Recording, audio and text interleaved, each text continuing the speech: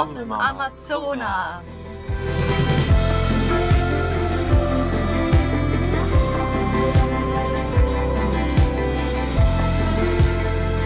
Ja, seitdem wir damals in Sri Lanka das erste Mal so eine Regenwaldtour gemacht haben, wussten wir möchten einmal in unserem Leben unbedingt in den Amazonas. Das ist auf jeden Fall der größte Regenwald dieser Erde. Und zwar mit 7 Millionen Quadratkilometern. Richtig heftig groß. Ja, das ist ungefähr doppelt so groß wie die gesamte EU. Also das muss man sich mal vorstellen.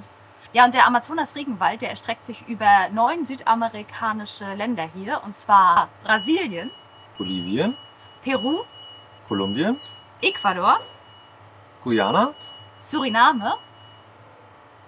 Ah, jetzt hat er den Hänger, jetzt hat er einen Hänger. Venezuela. Und Französisch-Guyana. Ja, und 60% des Regenwaldes oder des Amazonas-Regenwaldes befinden sich in Brasilien. Und genau hier sind wir denn jetzt. Und zwar da. Ja, und wir sind hier, weil wir nicht nur hoffentlich ganz viele Tiere sehen wollen, sondern natürlich auch viel mehr erfahren über das wohl am meisten und gleichzeitig wichtigste Ökosystem unseres Planeten. Und wir sind jetzt hier im Natural Reserve Palmari. Da sind wir gestern von Letizia aus erst rüber auf die brasilianische Grenze nach Tabatinga. Und dann sind wir in so ein kleines Holzboot gestiegen und ungefähr 4 Stunden bis hierher gefahren. Ja, ungefähr. Bei ziemlich viel Regen. Ja, in dem Fall nehmt euch auf jeden Fall mal eine Regenjacke mit oder so oder ein Regencape. Das wäre ganz schützt hilfreich was. gewesen. Wir waren ganz schön nass. Ja, und das Coole hier an diesem Camp ist, normalerweise diese ganzen Amazonas-Touren, die folgen immer so einem ziemlich festen Programmablauf. Und hier ist das Coole, man bekommt einen persönlichen Guide an die Seite gestellt, der ist spanischsprachig. Ja. Dann hat man noch einen Volontär, der übersetzt dann quasi oder vermittelt dann auch. Ne? Ja. Und dann gibt es so ein ganzes Portfolio hier an Aktivitäten, die man machen kann. Und man entscheidet halt immer selbst, worauf man Lust hat, was man heute machen möchte, was man morgen machen möchte oder welche Aktivitäten man halt überhaupt machen möchte. Und das fanden wir halt richtig cool hier, dass man halt nicht so in so einem Korsett eingeschnürt ist, sondern ganz frei entscheiden kann, worauf man am meisten Lust hat. Genau. Und cool ist halt auch, dass man wirklich diese ganze Palette hat und je nach Wetterlage entscheidet dann der Guide halt, welche Aktivitäten gemacht werden können. Und sie fragen halt auch, ne? Also sobald man irgendwie Lunch, Breakfast oder sowas hat, dann fragen sie gleich, hey, was wollt ihr denn machen? Oder wollt ihr irgendwas machen? Genau, weil 3 Mahlzeiten am Tag und ja, ein Bierchen und ein Kaipi ist auch alles hier mit inkludiert. Ja, das hier oben ist übrigens unser hauseigener Aussichtsturm, was schon mal richtig geil ist.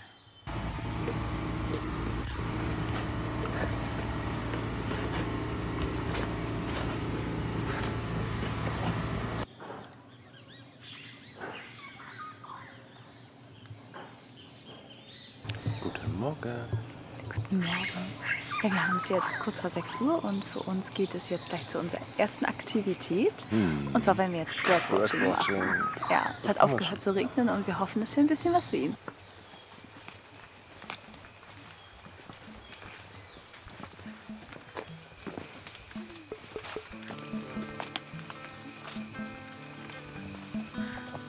Ich kann es irgendwie immer noch nicht so ganz checken, dass wir gerade tatsächlich durch den Amazonas laufen. Das ist einfach so geil. This palm, like this tree, was used to rasp the yucca. So as you see, it has like spikes. So when there were no a lot of tools, they used this to prepare the yucca, to prepare masato or other kind of things.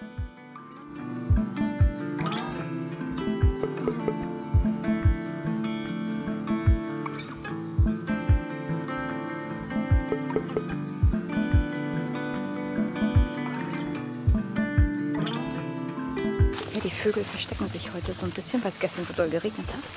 Und jetzt machen wir jetzt mehr oder weniger so einen kleinen Jungle-Track und er zeigt uns hier verschiedene Heilpflanzen und alles. Auf jeden Fall super interessant. These palms are carana. They are the ones that are in front of the dining room. These are the baby palms. Ah, okay. Der Baum hier wird als Malaria-Medikament verwendet. This is like a rubber tree. It is called surba, and the liquid that comes out of it is used like a medicine also, like for bellyache and diarrhea. Antes lo sacaban la resina, pero es que tienen esta marca, sí. Esta, todo esto. So that marks are because people were trying to take out this liquid. This liquid.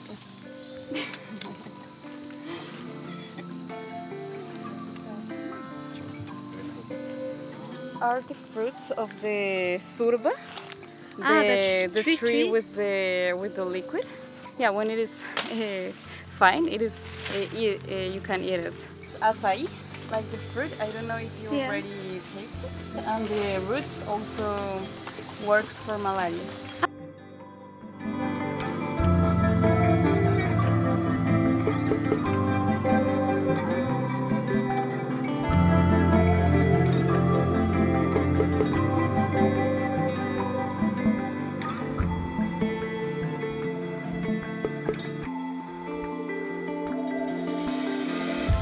When you hit the trunk with the machete, it makes a sound that can travel like 3 kilometers away. So when the people are lost in the jungle, they hit the trunk.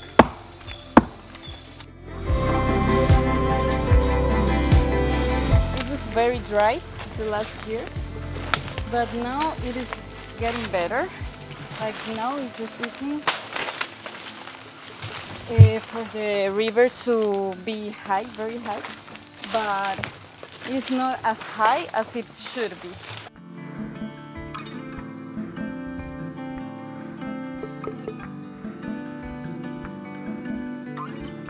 Bei der Luftfeuchtigkeit beschlägt die Linse irgendwie immer ein bisschen. Ja, ihr habt ja auf jeden Fall die Möglichkeit, in verschiedenen Kategorien zu übernachten. Und zwar einmal gibt es da hinten irgendwo so ein Haus mit verschiedenen Hängematten. Hier sind dann Bungalows, das sind dann so private, gibt es 2 Kategorien. Und ja, wir schlafen da hinten in der sogenannten Maloka. Das zeigen wir euch jetzt mal. Ja, diese Maloka, das ist jetzt so eine Bambushütte, wo ja verschiedene Matratzen auf dem Boden liegen, mit Moskitoschutz aber auch. Und ihr habt aber auch immer ja, so Schränke, Spinde, die könnt ihr mit einem eigenen Schloss dann abschließen. Das ist ganz cool. Und das war jetzt so für uns die mittelpreisige Variante hier. Und ja, da hinten raus sind dann Gemeinschaftsbäder. Ja, das ist dann der Gemeinschaftsbereich. Hier könnt ihr aber auch Tischtennis spielen oder Soccer oder ja, irgendwie lesen oder euch relaxen. Das ist auf jeden Fall richtig cool. Und hier findet ihr mit dem QR-Code auch die ganzen Touren, die angeboten werden. Und auch die Möglichkeit, euer ganzes Zeug zu laden. Und Internet habt ihr auch, aber nur wenn der Generator läuft. Der läuft nicht immer. Manchmal fällt er aus, also verlasst euch nicht drauf. Gestern Abend war 21:50 Uhr Shutdown. Ja. Und dann gibt es hier halt auch das Essen und ihr könnt euch jederzeit Kaffee, Wasser, Saft nehmen. Und ja, das ist auf jeden Fall richtig cool. Und ja, abends gibt es halt auch, wenn ein paar Hikes gemixt oder auch ein Bierchen könnt ihr auch hier haben. Essen ist auf jeden Fall bis jetzt richtig lecker. Ja. Das ist hier der Außenbereich mit Hängematten. Hier kann man schlafen, chillen. Da vorne gibt es noch einen kleinen Tisch im Außenbereich. Ja, Dass du dir gestern beim Regen machen das Tattoo da noch malen kannst. Das ja ist kann nämlich ich nur empfehlen. Ist ganz so ein cool. Saft von der Pflanze, das ist dann irgendwie für, Von der Huiba-Pflanze. genau, das hält 5 bis 10 Tage irgendwie so, ne? Ja, genau. Auf jeden Fall ganz Genau, cool das wird geworden. irgendwie so gerieben erst und dann wird es halt so ausgepresst. So, dann kann man das, dann kommt da so eine Flüssigkeit raus und die macht dann. Ja, ansonsten haben wir hier noch 2 Haustiere. Das ist einmal der blaue Ara, das ist Laura. Und ein Tukan haben wir noch. Wir machen uns jetzt auf den Weg mit dem Boot zu einem alten Baum. Baum, Sheba. Shaver, genau, der so riesengroß sein soll und über 600 Jahre, ne? Ja, wir werden das gleich nochmal erfahren, aber wir haben so gehört, 600 Jahre.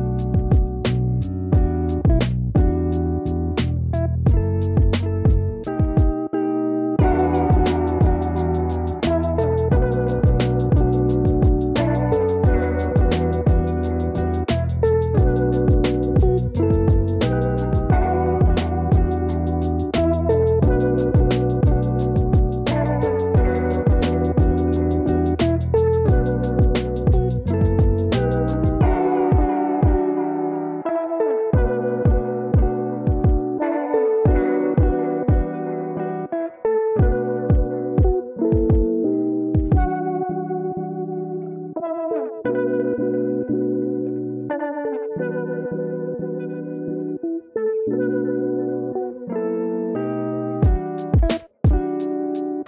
wir haben jetzt hier nochmal an einem Local Dorf angehalten. Das ist jetzt offiziell sogar Peru. Und ungefähr 60 Menschen leben hier, hat das gerade erzählt.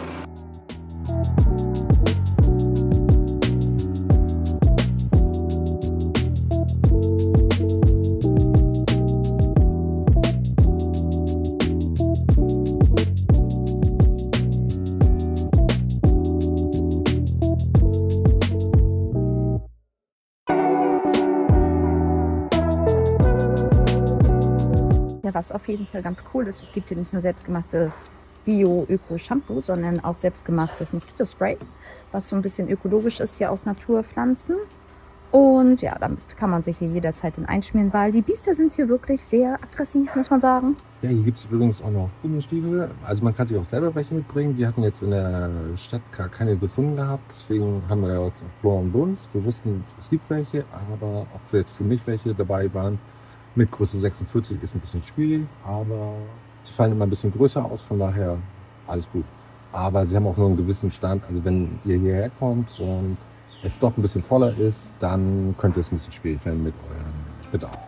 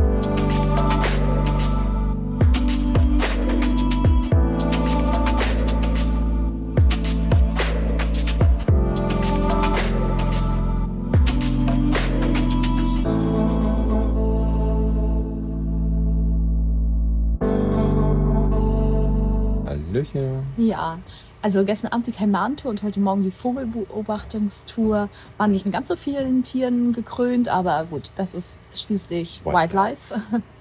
Und ja, heute Nachmittag werden wir jetzt hier erstmal ein bisschen relaxen und alles aufladen und Bilder übertragen, bevor es dann nach dem Abendbrot heute für uns auf so Night Track geht. Und da hoffen wir, dass wir natürlich Tiere sehen und zweitens soll es auch, wenn wir Glück haben mit den Wetterkonditionen, so Pflanzen, die so von sich aus leuchten. Genau. Lumineszenz heißt das? Ja, irgendwie so heißt das. Das ist jetzt nicht ganz optimal wie ein Vollmond, aber dadurch, dass es ja ziemlich bedeckt bleiben wird, wie jetzt auch, wird es hoffentlich gut werden.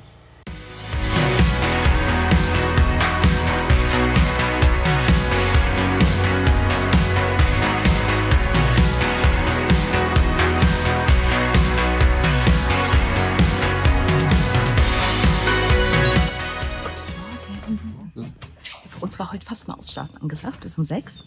Und jetzt gibt's Frühstück. Ich glaube definitiv, dass ich hier schon ein paar Kilo zugenommen habe, weil das Essen ist wirklich lecker. Und dann werden wir uns auf den Weg machen zu einem Nest eines brütenden Harpieradlers. Und Die Größen, also die sind mächtig. ja. Bin gespannt. Und hoffen wir, ob wir es ein bisschen was sehen, weil die natürlich sehr hoch in den Bäumen sitzt. Aber die Chancen stehen nicht schlecht derzeit.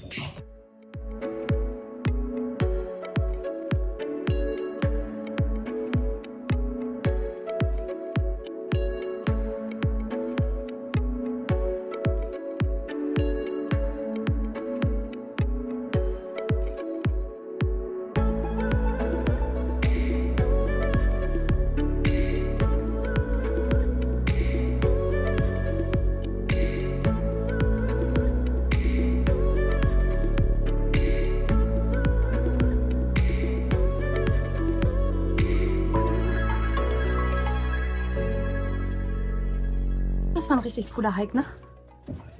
Der Unterschied? A little bit dry here. Wir sind so durchgeschwitzt und mittlerweile auch total zerstochen, weil man das ganze Repellent einfach total abschwitzt einfach nur.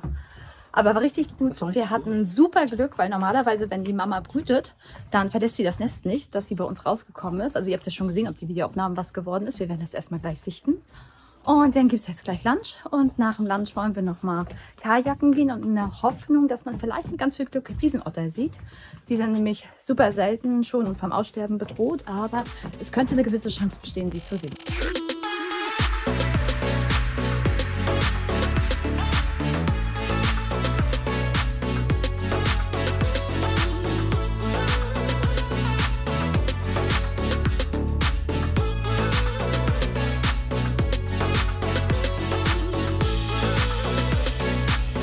Sachen sind übrigens vom Kajaken gestern noch klitschnass. Ich glaube nicht, dass die noch trocken werden tatsächlich, bis wir nachher hier gleich abreisen. Ja, deswegen haben wir euch auch gestern tatsächlich nicht mit zum Kajaken rausgenommen, beziehungsweise wir hatten die Kamera mit, haben uns aber nicht getraut, sie rauszuholen. Ich meine, das Handy, das haben wir da auch drin versteckt. Weil wir uns natürlich so dichtes Gestrüpp navigieren mussten. Das war echt nicht einfach und wir hatten so Schiss, ins Wasser zu fallen tatsächlich. Nein. Haben aber auch keine Riesenotter gesehen, aber dafür ein paar rosa Delfine, ne? Ja. Deswegen war auf jeden Fall auch ganz cool. Wir hätten uns sowieso gewünscht, euch noch viel mehr zu diesen ganzen Touren und Aktivitäten on the go mitzunehmen. Aber man muss sagen, es ist halt ein Urwald. Es war nicht einfach. Man muss super aufpassen, wo man hintritt, dass man sich nicht den Kopf stößt, was man anfasst, weil es gibt super viele stachelige Bäume oder auch Tiere, die einen dann mal beißen oder irgendwas. Genau. Also du wirst eigentlich auch ständig attackiert von irgendwie Spinnen, Spinnen nicht, aber Moskitos und Ameisen. Wir sind definitiv ultra zerstochen jetzt. Ja, wir freuen uns auch so ein bisschen auf das nächste Abenteuer. Aber das war sehr cool. Ja, es war eine einzigartige Erfahrung und wir sind super dankbar, dass wir das hier erleben durften und können das uneingeschränkt weiterempfehlen. Also es war wirklich einzigartig. Ja, wir hätten uns auf jeden Fall noch ein bisschen mehr Tiere gewünscht, aber das kann man natürlich nicht beeinflussen. Dafür ist der Dschungel, der lässt einen sehen, was er sehen lassen will. So heißt es hier. Und ich glaube, das macht auch Sinn. Außerdem sind wir in der Regenzeit jetzt noch hier. Das beeinflusst das, glaube ich, auch noch mal zusätzlich. Dass die Tiere ein bisschen verteilter sind jetzt im Urwald. Aber sowas mochten wir schon immer, ne? Also dieses Wildlife, so, entweder hat man Glück oder man nicht, aber die Erfahrung ist halt trotzdem Geld wert. Unbezahlbar, definitiv unbezahlbar. Ja, und ihr könnt gerne einmal in die Kommentare schreiben, wie euch der Amazonas-Regenwald gefallen hat, ob das auch eine Tour für euch wäre. Und wir starten jetzt genau von hier aus quasi gleich direkt ins nächste Abenteuer für uns. Aber das gibt es dann im nächsten Video. Und wir freuen uns wieder ganz doll, wenn ihr einschaltet. Genau. Und wenn euch das gefallen hat, nicht vergessen. Freuen wir uns sowieso auch immer drauf. Bis dann, ihr Lieben. Ciao. Ciao.